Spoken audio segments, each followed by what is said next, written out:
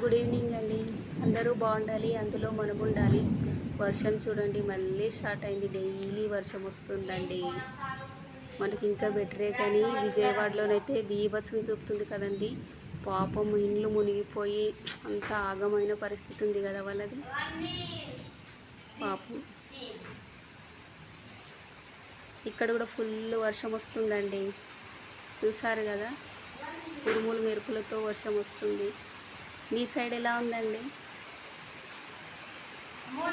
మా పిల్లలు ring ball ఆడుతున్నారండి.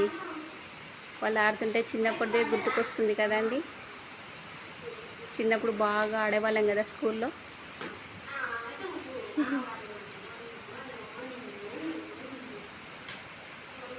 వీళ్ళు ఎంతమంది ఆడేవాళ్ళో కామెంట్ బాక్స్లో కామెంట్ చేయండి. ఓకేనా ఫ్రెండ్స్? బాయ్.